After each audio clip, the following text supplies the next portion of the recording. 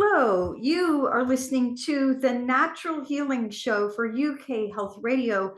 I'm your host, Catherine Carrigan, medical intuitive healer, Amazon #1 best-selling author. You can find out more about me and my work at catherinecarrigan.com and unlimitedenergynow.com. While you're there, definitely sign up for my newsletter so you can learn even more about how you can heal yourself naturally. Now, our guest today is Ann Bracken. Ann Bracken is the author of Crash, a memoir of overmedication and recovery. And you can find out more about Ann Bracken and her wonderful work at her website, annbrackenauthor.com. Welcome, Ann Bracken. Hi, Catherine. Thank you so much for having me today. Now, we're going to be talking about, frankly, a very sensitive subject, but one that affects literally millions of people all over the Western world, which is people who have turned to medication to deal with depression, anxiety, and pain. And yet these people who turn to all these medications, many of them discover that all these pain and psychiatric medications don't actually solve their problems. And this is why so many people end up turning to natural healing, because they're looking for what actually works and they don't want all the side effects of the medications. So will you share for our audience, why did you write your book, Crash, a memoir of overmedication and recovery? Well, I wrote the book because both my mother and I suffered from depression. My mother suffered from depression for over 40 years, most of my life, before she died. And she took all the pills the doctors told her to take. She had electroconvulsive therapy treatment. She went into a hospital. She went to therapy, and yet she never got well. So I vowed as a child and a teenager to never be like my mother. That just wasn't going to happen to me. And for much of my life, it didn't until I hit my 40s. And then I had an experience of very deep depression. And I also experienced a 7-year migraine. So I wrote the book to explore our parallel journeys, because while mom was over-medicated, and you might say, well, that's the 60s and 70s, I was over-medicated in the 90s and 2000s. So psychiatry did not change very much, and yet our knowledge base has changed. Now, if you are listening to our broadcast and you're on any form of psychiatric or pain medication, know that we're on our side, we're on your side. And we are not here to judge you. We're here to share information with you about what may actually work to turn the tide for you. Now, I myself am the author of 10 books, and 2 of my books are about how to heal depression naturally without drugs. The most updated version being Banish the Blues Now, which is available paperback, audiobook, and ebook. So if you don't like to read, you can listen to it. And also, Ann Bracken, the author of Crash, a memoir of overmedication and recovery, talked about the pain that she experienced. And one of my 10 books is all about how to get out of pain naturally without drugs. And that book is the difference between pain and suffering. So just realize, if you're listening to this broadcast, that you're like millions of other people. You feel bad, whether it's mentally or physically. You go to the doctor, they hand you some pills, and it may or may not work. Maybe it works for a while, but long term, it doesn't work. So, as you know, Ann Bracken, so many of our audience have been told, and the big line in psychiatry for many years has been, oh, you've got a chemical imbalance, therefore you need to take pain medication. So what is your understanding and my understanding, the latest research that came out actually in, I believe it was 2022, that people on psychiatric medication actually do not have different brain chemistry from all the rest of us. What is your understanding about the causes of depression? So when I was going through my own experience, I fought the idea that it was only due to a chemical imbalance. It didn't make any sense to me. I would say to doctors, well, you mean I'm fine one day and then the next day, for no reason at all, my brain chemicals go off and they're like that for the rest of my life? It just didn't make sense. So as I went through the whole experience, I challenged that idea, but I got so much pushback from doctors that nobody was really listening to me. But my understanding now, and actually my strongest compass throughout my own experience, was that there were things that happen in your life that are very difficult or very painful. And that is what causes you to experience a period of darkness or deep sadness or low energy. And we call those kinds of things depression in our culture. Right. But it seems to me that those are responses to overwhelming difficulties. Well, one of the things that we know is that trauma, absolutely, trauma and PTSD rewires the brain.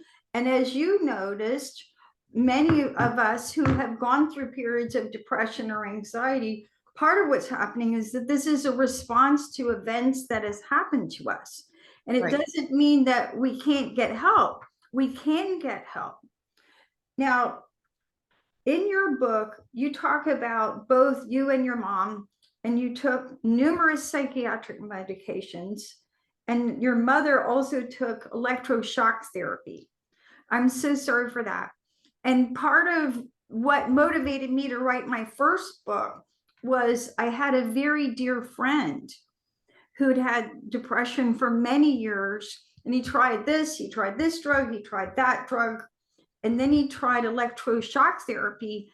And even electroshock therapy did not help him get out of depression. And he ended up committing suicide. He gassed himself in his car. So when I wrote my first book, and then again, the updated version is Banish the Blues Now, I was really, really motivated to help, because there's so many people. And if you're listening, you may be one of them, where you've taken the drugs, you've been the patient, you've taken the drugs faithfully, you've done lots of counseling, and yet you're still depressed. And so I wanted to write my books in order to help people talk about what actually worked. How common is the experience that you and your mother went through of being on multiple psychiatric medication and pain medication? The statistics that I have found vary from the drugs not being effective for 30 to 50% of the people who take them, all the way up to 85% of the people who take them. And what I learned in discovering my father's records about my mother's illness, once I looked up the drugs that she was taking, I could see that the effects of those drugs, two of the biggest effects were insomnia and anxiety. And those effects were both caused by the drug she was taking rather than being helped by the drug she was taking. In the reading I've done about how antidepressants work, I've discovered that you don't have a chemical imbalance to begin with, but the drugs change your brain and cause the receptors in your brain to pull back so that they're not as overloaded with the neurochemicals like serotonin. And so your brain actually changes in response to the medication, and the medications can cause things. One of the most common is psychic numbing, which you don't feel anything. And that's something that I would constantly say to my doctor. I can't feel anything, which should have been a sign that I was over medicated and they should have cut back on the drugs. Instead, they either changed them or they gave me more. And nobody told me about psychic numbing. I didn't discover that for a long time. So Ann Bracken, the author of Crash, a memoir of over-medication and recovery, you bring up several really important points. The first is that scientific research shows that long-term effects of these antidepressants is actually depression. So long-term, the psychiatric medications actually decrease your body's ability to uptake serotonin. So they absolutely derange your brain chemistry. And secondly, the side effects of the drugs themselves. So here are some practical tips if you're listening to this broadcast. There are two websites that I recommend that you look at. The first is rxlist.com. Now, rxlist.com, you can go to that website, and if you're taking any prescribed medication, you can look up the side effects of the drugs. So many of my clients who are on multiple medications, and frequently when people are on medications, they're on many medication. First of all, you start by looking up the individual side effects of your drugs and circling all the ones that you have. And then there's a second website, which is ehippocrates.com. And if you're on more than one medication of any kind, part of what you want to look at is how all these drugs interact. So I've had clients where it may literally take me an hour to write down all their medications. And I can remember a client I had years ago. She was literally on 15 psychiatric medications, and she felt like her brain was getting electric shocks all the time. And her medical doctors were not actually looking at how all these drugs are interacting. So a very first step you can take if you're on multiple medications is, number one, what are the individual side effects of the medications? Number two, what side effects of these individual medications am I experiencing? And number three, look at scientific research on how your medications interact. And again, you may be on an antidepressant, an anti-anxiety medication, ADD medication, and then medications for other things like your heart or your liver or your kidneys or your blood pressure or what have you. And you really want to see how all these things are interacting. And then talk to your doctor. So now in your case, you are a poet. And lots of people talk about the healing benefits of writing. How did poetry and journaling help you to understand and overcome depression and anxiety? Well, one of my cousins sent me a wonderful CD by a poet named David White, and the CD is called The Poetry of Self-Compassion. And that was my real introduction to the power of poetry. I was struggling, I was suffering and feeling suicidal for long periods of time. And he read a poem by Mary Oliver called The Wild Geese, which talks about leaving your house in the middle of the night and there being a storm and the road is full of branches and everybody's begging you to stay, but you have to leave, because in leaving, you're saving the only life that you can save. And when I heard those lines, I said, yeah, that somebody gets it. Somebody understands this is what's happening to me. This is not a chemical imbalance. This is like a deep spiritual journey that I'm on, and somebody else understands it. So that was my introduction to poetry, and the idea of metaphor, of some kind of darkness, like Dante talks about in the Inferno. In the middle of my life, I awoke in a dark wood. Those poetic words spoke to my experience. I didn't need the science. I needed somebody to validate my feelings. Even though I was still caught up in a lot of mystery, I felt like with the guidance from literature and poetry to acknowledge my feelings, that I could somehow work my way through. And I started journaling for myself before I ever knew that journaling could be therapeutic. I would just write and write, usually when I was angry or upset, and just fill notebooks full of my feelings. And sometimes if I was really, really upset, I would get big pieces of drawing paper, and I'd sit on the floor with markers and just write in big block letters. And it was very visceral. It was, the writing, the connection with the body, the mind-body connection. I believed in all those things, even if I didn't see an immediate result. I just had a strong sense that this is the way that I was going to be able to get back to health. You've been listening to the Natural Healing Show for UK Health Radio. I'm your host, Catherine Carrigan, medical intuitive healer, Amazon #1 best-selling author, and we're listening to the poet and author Ann Bracken talk about her new book, Crash, a Memoir of Overmedication and Recovery. Let's take a break and listen to a message from one of our commercial sponsors, and we'll be right back to learn more about what you can do naturally to heal depression and pain.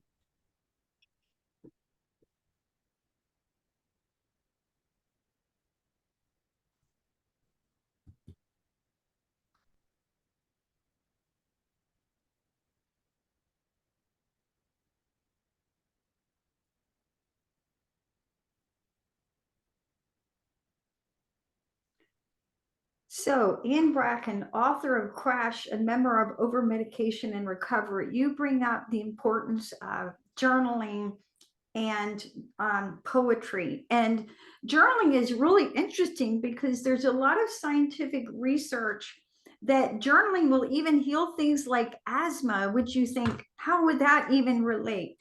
But there's a lot of value into putting down your thoughts and feelings on paper. Now, for our audience, because here at the Natural Healing Show for UK Health Radio, we're always about talking about what we can do to heal ourselves naturally. So I'd like to go over some action steps that you can take, that if you are experiencing depression and anxiety, that you can move yourself towards greater balance. So I'm going to start on the physical level, because as a medical intuitive healer, I look at a person as physical, energetic, emotional, mental, and spiritual. So I'm going to go first. So based on my 29 years of experience in natural healing, here are some positive steps you can do to heal yourself naturally if you have depression and anxiety. The first is, and I mean, these are all big picture items. Obviously, there's a tremendous amount of detail. The first is you want to look at, do you have any underlying medical conditions that actually cause your depression? So for example, thyroid disease. A lot of people who've got thyroid disease, it's it manifests mentally, emotionally as depression. So you want to look at, are there any medical conditions or heart disease that are causing your low mood? You want to balance your blood sugar, because every time when your blood sugar is on a roller coaster throughout the day, every time your blood sugar drops, your serotonin level drops and your stress hormones go up. You want to actually test your adrenal function.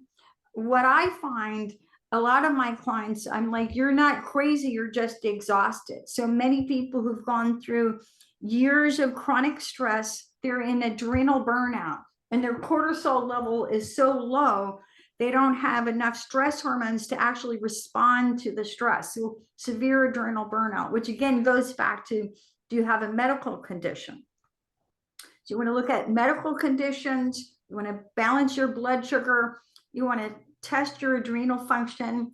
And then another huge one, and I find this interesting because you can actually scientifically test your amino acid levels. Now, what are amino acids? Amino acids are the building blocks of protein.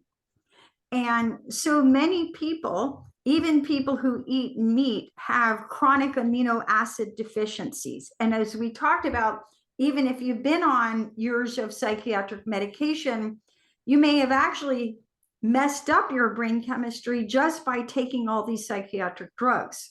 So you can do lab tests on your amino acid function. And I cannot tell you, in my 29 years of experience in natural healing, how many clients I have helped heal their mind naturally by balancing their amino acid levels.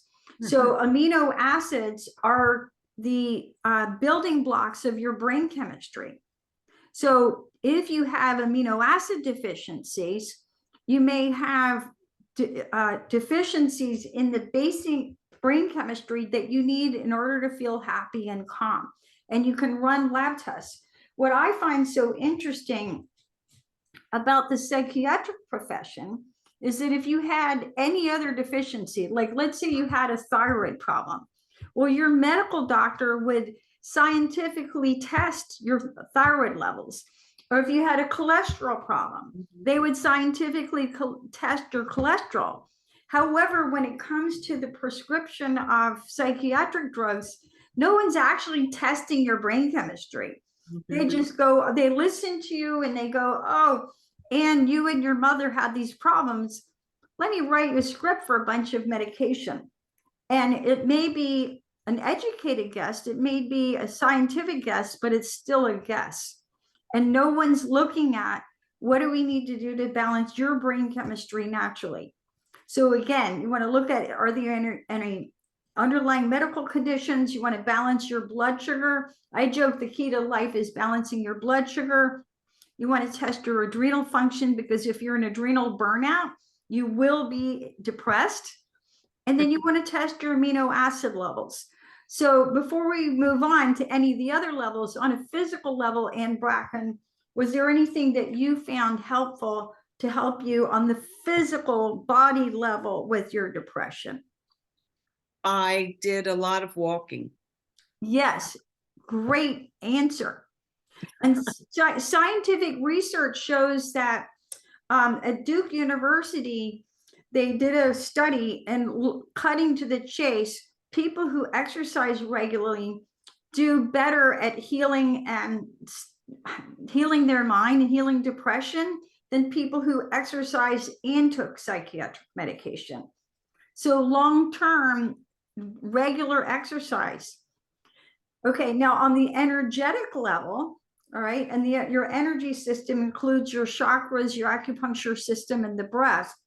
Some of the things that may help you, breath work is incredibly helpful. One of my 10 books is called The Little Book of Breath Work, and it includes a breathing routine that I find will cut anxiety in half in literally 8 minutes. And what's so great about breathing exercises is that it keeps you out of your story. We all have a story. My mom did this, my dad did this and that happened to me. And sometimes our story that we tell ourselves keep us in a victim mindset or keep us in a poor me mindset that just entraps us into this depression and anxiety.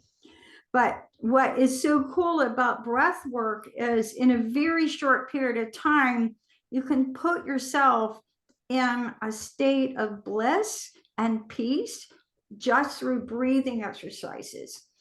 So Ann Bracken, on an energetic level, anything that you recommend for our audience?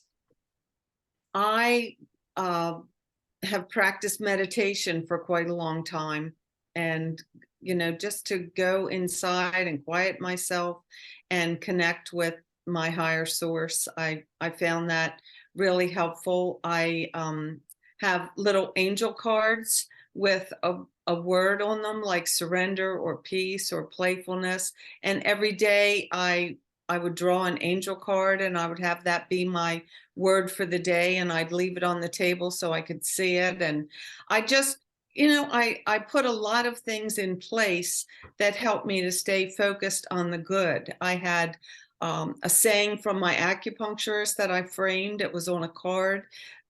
Crisis in Chinese means turning point. So I didn't exactly know what the turning point was going to be, but I thought if I can look at the crisis that I'm in a more positive way, it's going to help me to get through it. Beautiful and wonderful suggestions. And the way I look at a person is physical, energetic, emotional, mental, and spiritual. So we're getting to the emotional, mental, and spiritual.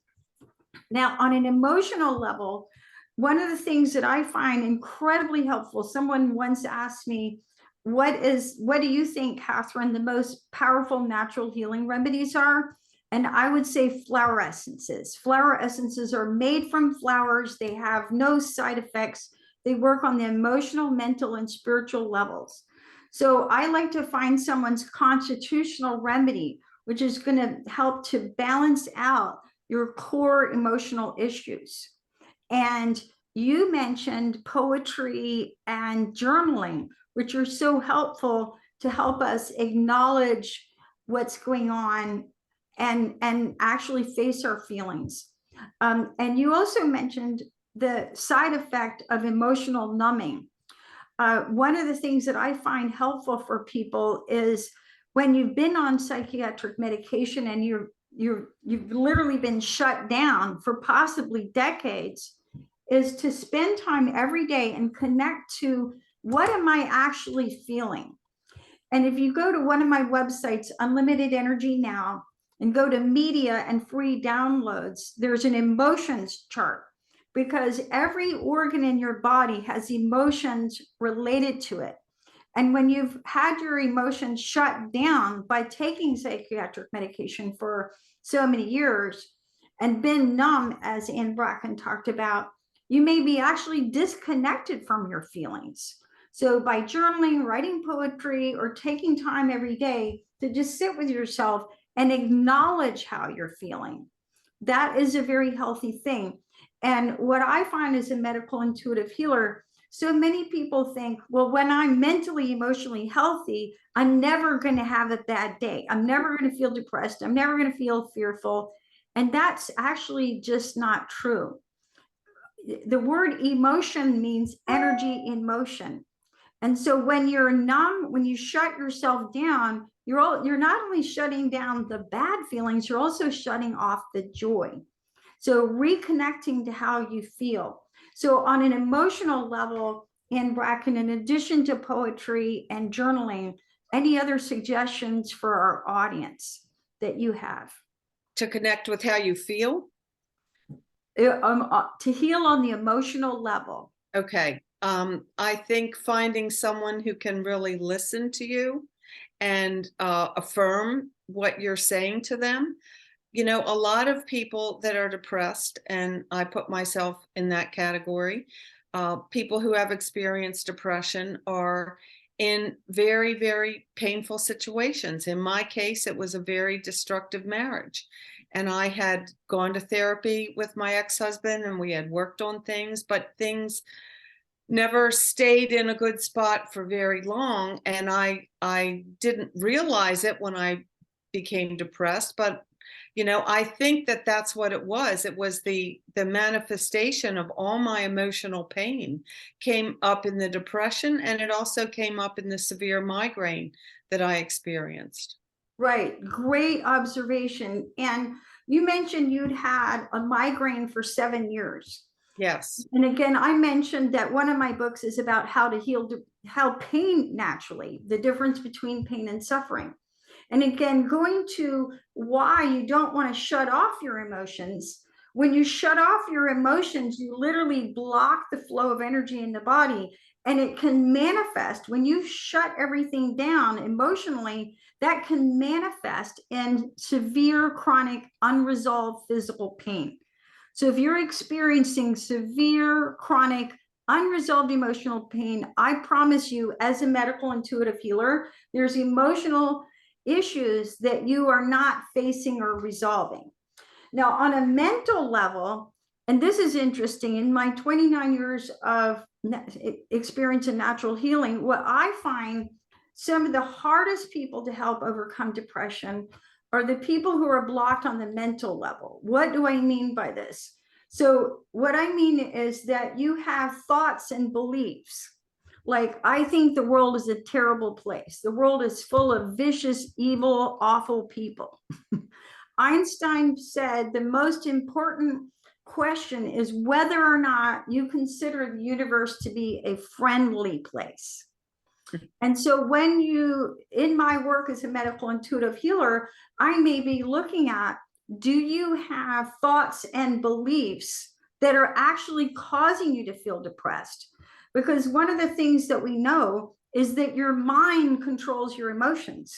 So if you're feeling depressed, if you're feeling anxious, then by definition, you're going to be running some thoughts in your mind and beliefs. It's like a faulty operating system, right? Just like you have a Mac or a PC and it's got an operating system, your mental operating system needs to be reworked.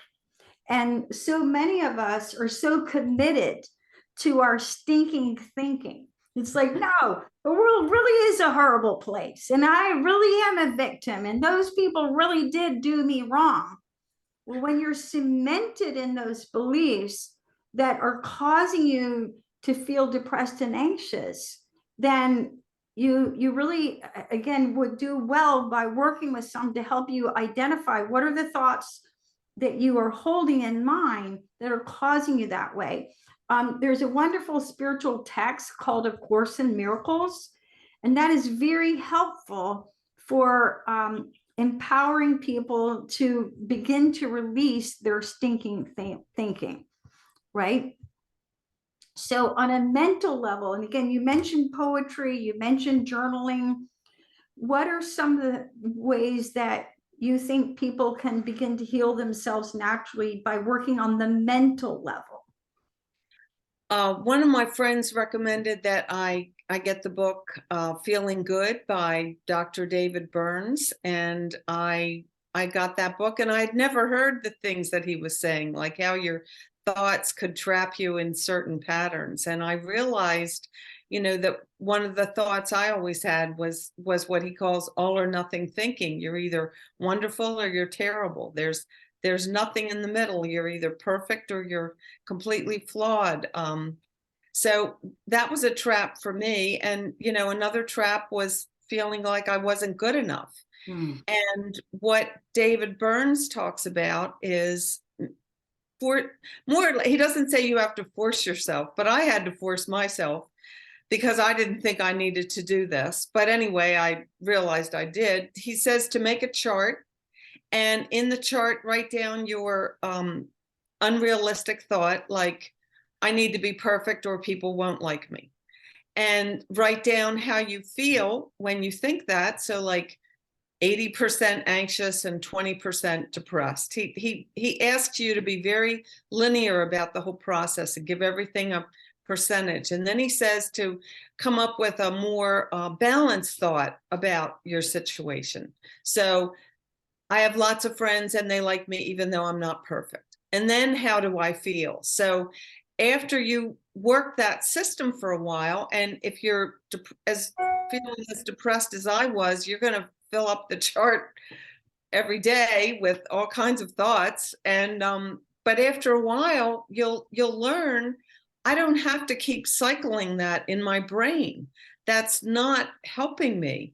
And I call it going down the rabbit hole. I'll have a thought and then I'll say, you just don't have to go down that rabbit hole. You can pull yourself back and you can change what you're thinking.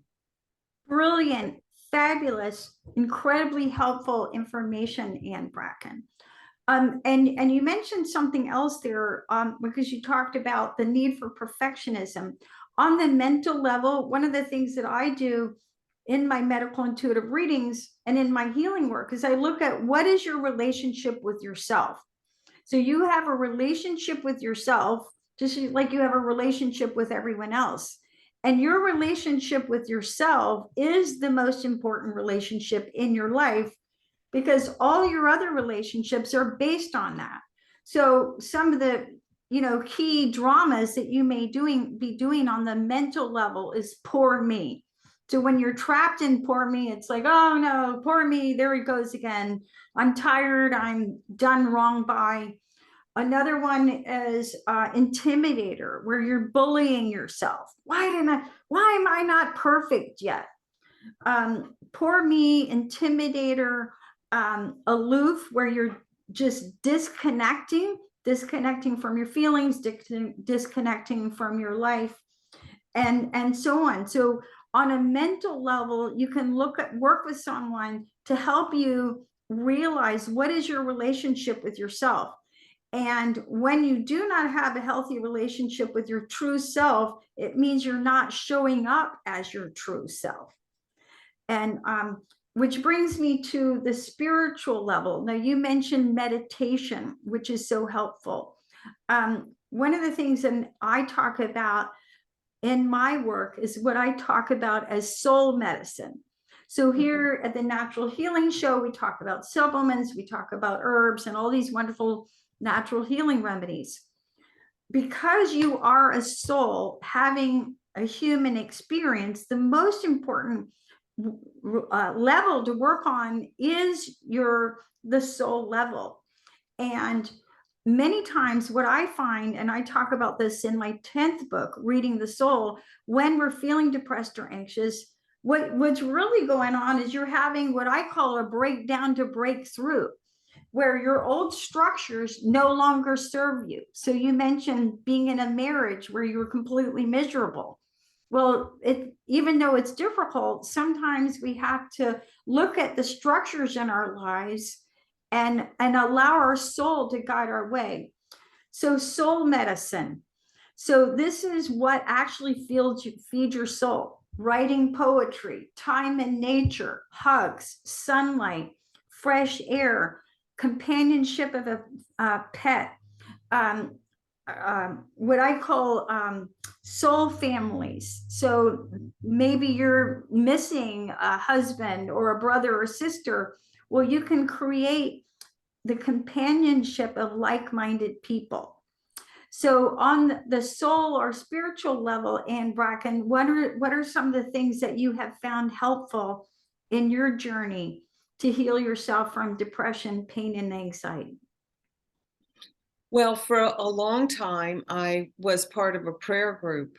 And every week, my several women friends and I would get together at different houses and we would have a prayer group.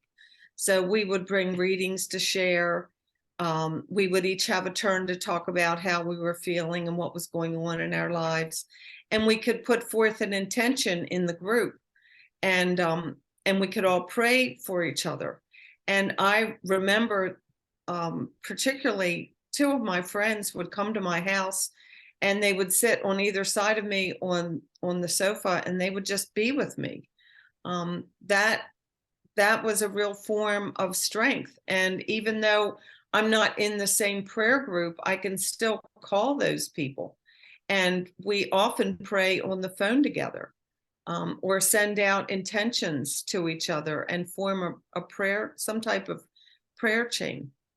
Oh, that is just so incredibly beautiful. And the fact that you have this prayer group and you know that you can turn to these people at any time, that's like a win-win, where they're helping you, you're helping them. So incredibly powerful natural healing.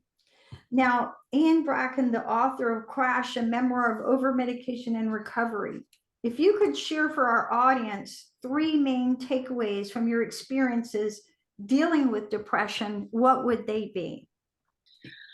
I think the first thing would be is to know that what you're feeling is not permanent. So there's no such thing as permanent depression. Even though I was stuck in feelings of depression for 4 years, I never believed that it was going to be permanent. I always had a sense that I was going to get out of that situation, no matter what it took. So know that it's not permanent. The other takeaway that I have is to be gentle with yourself. Mm. You know, you're feeling low energy, you're feeling very sad, you're feeling overwhelmed for a reason. And you could look at it as your life really calling out to you. So I tried to use it as a life check opportunity. It took me a long time to acknowledge that the marriage was the real problem in and of itself. But that was an opportunity for me to look at how I was living. And then the third thing is to you know, try whatever makes you feel good, do that for the day. So, you know, some days when you're going through a period of depression, you feel better than other days. So just take that day, take that moment, make the best of it. Try to stay in the moment, because the more we can stay in the moment, the less we're going to run ahead in our minds to, you know, oh, I worry how I'm going to feel tomorrow. Oh, I worry if this is permanent. You know, just stay in the moment and enjoy whatever you can. I remember, you know, I used to buy inexpensive hand lotion, just go to the store, buy something inexpensive. And when I went through that long period of depression, I decided that one thing that made me feel really good was to buy very nice hand lotion that had a wonderful fragrance. So that's what I did. I treated myself, and every time I put on that hand lotion, I had a little lift. So it doesn't take anything big to make you feel better, but just to know that you're being kind to yourself. And it can be something as simple as hand lotion. This is such really wonderful, helpful information. And I really appreciate your third point, which is about giving yourself permission to make yourself happy. One of the things that I do as a medical intuitive healer, when I have clients who are depressed, I talk about, you know, if you think about a spectrum, so with blue on one end and red on the other, and you can do a lot of hard work on the depression, on the trauma, on the reasons why you're feeling depressed. And in addition, you can figure out, what I like to do is, what are the top 5 things that I need in my life right now to be happy? Mm-hmm. And I use that word specifically. What do I need to be happy? And it may be I need to make more friends. It may mean I need to take up new hobbies. It may mean I need to make time to nurture myself. So I've got a whole list of what people need in order to be happy. But when you look at that, and those reasons are really going to be unique to you, because you're a unique soul. You have a unique reason for being here on earth. It may be, I need to do something meaningful in my life. I need to feel like I'm contributing to the lives of others. I may need to go out and do volunteer work and help those who are less fortunate than me. So really spending time with that. Now, Ann Bracken, the author of Crash, a memoir of overmedication and recovery, you say that both you and your mother were victims of polypharmacy. What is polypharmacy, and why does the audience need to understand that, and why is it so dangerous? Well, we've already touched on polypharmacy, Catherine, with your story of one of your clients taking 15 medications at a time. My mother often took 5 or 6 different drugs at a time. And when I got near the end of my experience with depression and chronic pain, I was on 10 medications, 4 psychiatric drugs and 6 different drugs for headache pain, including methadone. So the reason and that's called polypharmacy. Usually it's defined as taking more than 2 drugs to treat a condition. And the reason that it's so dangerous is because these combinations they've never been tested. They're just very arbitrary. I think a lot of times doctors begin to have favorite drugs, and maybe they've seen certain people respond to drugs, or they've had good experience with these drugs. So they prescribe that to a great majority of their patients, but it doesn't mean that it's going to work for you. And you don't know what all those chemicals are doing inside your body. So when I wrote my book, I discovered I didn't know about the two resources that you mentioned, but I did discover drugs.com. And drugs.com also has a feature where you can put in all the drugs you're taking, and it's called an interaction checker. And then you can hit check interactions, and it gives you a full report. And it rates the danger of the drug combinations. And the combinations that I was on, including Valium and methadone and other psychiatric drugs, that was considered a very dangerous combination because Valium and methadone depress your respiration. And I was falling asleep at every traffic light when I was driving. It was, and nobody ever said, I guess I should have realized I shouldn't be driving, but nobody else was going to drive. My kids were too young. My husband was working. And, I eventually had 2 car accidents because of the overmedication.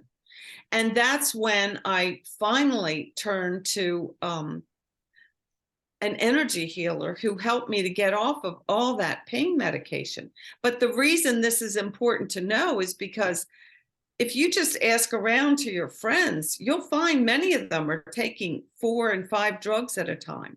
And I just wish that doctors would use drugs.com and look at the interactions. As a patient, I didn't know anything about that. Most people don't know anything about that. They think if the doctor is giving it to you, it's okay. And many doctors are very reluctant to listen to you when you say, I really wonder if it's the drugs that are making me feel so bad. They almost can't believe that because the drugs are what they have to give you. So it really, unfortunately, until there's a little bit more of a breakthrough, I think, in the medical profession, it behooves people to do some of the research themselves.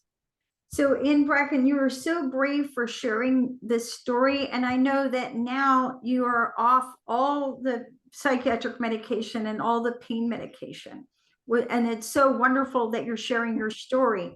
And I was on lithium and antidepressants for 18 years. I got off all of that stuff when I was 34. I've been drug-free for 29 years. Thanks to natural healing, which is why I'm so passionate about writing books about how to heal yourself naturally and empowering our audience to learn about what you can do, because you may be just like me and Ann Bracken, where you're the perfect patient and you feel terrible. And, we put in our culture, we put a lot of trust in medical doctors. It's like they went to medical school. Well, they're busy. My brother is a medical doctor. He sees 25 patients before lunch every single day. The shortest session I have is an hour. So you have to realize that doctors are pressed for time and they're not necessarily doing all this research. And if you see more than one doctor who prescribes, this doctor gives you that doctor gives you another drug, and they're not necessarily talking to each other or researching how all this affects your body. So Ann Bracken, author of Crash, a memoir of overmedication and recovery. Any final thoughts for our audience? I would just say, if you're experiencing depression or chronic pain, to know that there is a way out and to really trust yourself. So if you're like me and you go to a doctor and you want to go that route, which many people do, and some people find relief, try that if that's what you feel is going to help you.